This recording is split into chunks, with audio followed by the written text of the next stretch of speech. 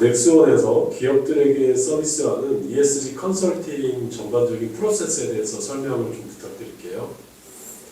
예, 최근에 이제 ESG에 대한 관심들이 증가함에 따라서 많은 외부 고객사들로부터 문의 전화를 받거나 어떤 구글 폼이나 어떤 다양한 형태로 이제 접수를 받게 됩니다. 그래서 맨 처음 그 고객들은 어떤 ESG라는 하나의 큰 틀에서 이야기를 하지만 그들이 원하는 어떤 니즈는 되게 구체적입니다. 뭐 예를 들어서 그래서 뭐 저의 경우나 아니면 다른 우리 내부 컨설턴트들이 접수를 받을 때 우선적으로 뭐 가격이나 이런 것들 이전에 왜 이러한 ESG 컨설팅을 받으려고 하는 목적이 무엇인지, 예를 들어서 뭐 그 고객사로부터 어떤 에코바디스나 어떤 특수한 어떤 등급을 좀 받아온다든지 아니면 지속가능 보고서가 필요한 부분에 있어서는 왜 필요한지 이런 것들을 먼저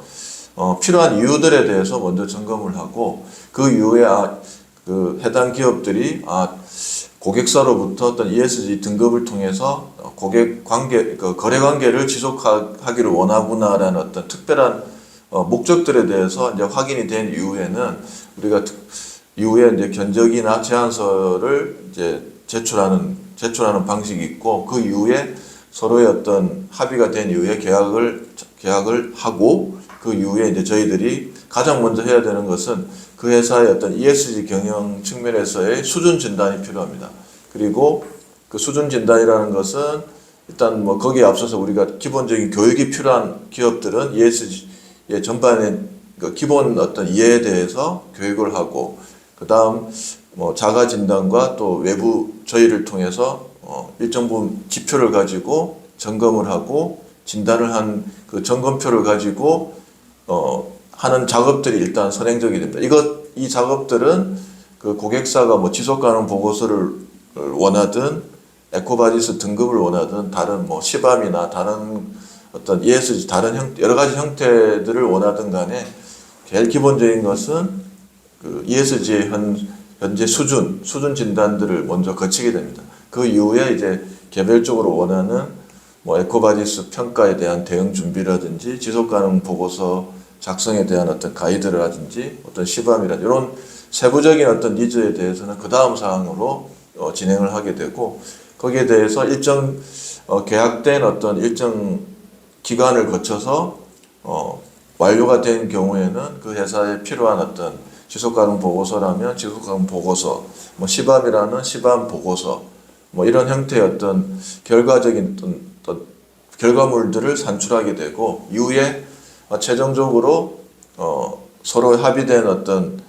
산출물에 대해서 승인이 된 경우에는 이제 종료하게 됩니다. 이런 식으로 저희들이 컨설팅을 하는 프로세스라고 보시면 될 것 같습니다. 우리 이제 배 의원님이 이제 넥스원 컨설팅에서의 어떤 이제 컨설팅 프로세스를 이제 말씀을 이제 드린 거고, 저는 이제 어떻게 보면 이제 우리 넥스원 컨설팅이 그래도 이제 다른 데와 좀 약간 차별적인 부분이 뭐냐라는 관점에서 좀 말씀을 좀 드리면은, 아까 이제 진단도 말씀을 좀 하셨는데, 사실은 모든 거의 가장 기본은 진단이거든요. 그러니까 진단을 얼마나 그 회사의 상황에 맞게 그 최적으로 디테일하게 잘 하냐에 따라 가지고 그런 이제 ESG 전략을 수립을 하든 또 지속가능 보고서를 하든 에코바디스 평가를 받든 이런 것들이 좀 제대로 이루어질 수가 있어요. 그래서 저희들은 넥스원 컨설팅은 그런 이제 아주 풍부한 그 진단 경험들을 가지고 있는 전문위원들을 지금 일단 보유를 하고 있으면서 그쪽을 굉장히 이제 타 경쟁사나 타 컨설팅 회사 대비 그런 쪽에 굉장히 강점을 좀 가지고 있다라고 보시면 돼요. 그래서 다양한 업종에서 그런 어떤 진단 경험들을 토대로 해서 그게 단순히 어떤 그런 진단을 위한 진단이 아니라 실질적으로 정말 리얼하게 기업이 뭐가 부족하고 뭐를 보완해야 되고 하는 것들을 할 수 있는 그런 진단 능력을 보유하고 있다라는 게 저희들의 가장 큰 강점이라고 좀 생각이 좀 들고요. 두 번째로는 이게 이제 단순히 평가를 하든 이런 것들이 그런 그 평가만을 위한 평가가 아니라 실질적으로 그 기업들이 그런 ESG의 능력을 갖도록 내재화를 시킬 수 있는 게 되게 중요하거든요.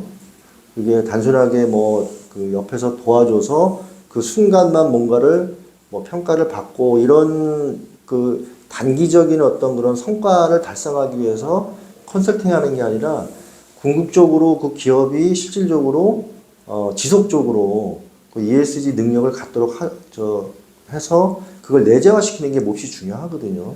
저희 넥선 컨설팅은 중소기업 내지는 중견기업들의 컨설팅 경험을 바탕으로 해서 실질적으로 그 기업이 자체적으로 ESG 능력을 갖출 수 있도록 해줄 수 있는 그런 능력을 보유하고 있다. 이런 것들이 가장 큰 차별점이 아닌가 생각합니다. 기업들이 ESG를 준비함에 있어서 ESG 컨설팅을 받을 때 비용이 발생을 하는데요. 이 비용은 어떻게 되는지 설명 좀 부탁드릴게요.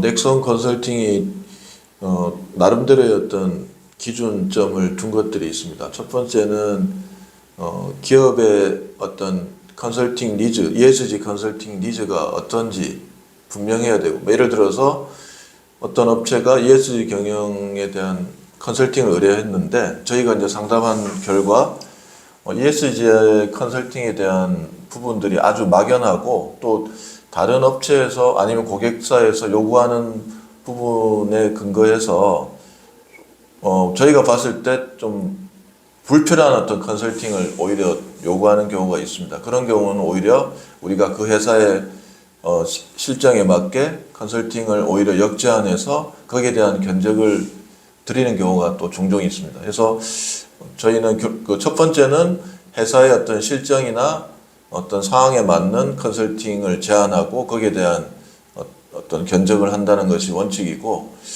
두 번째는 이제 회사에서 어떤 컨설팅을 요구하는지를 확실히 확인해서 확실하게 하는 것들이 필요하고, 또 그 회사의 사이즈라든지 어떤 상황들에 좀 근거해서 좀 유연하게 어떤 견적을 하는 부분들이 있습니다.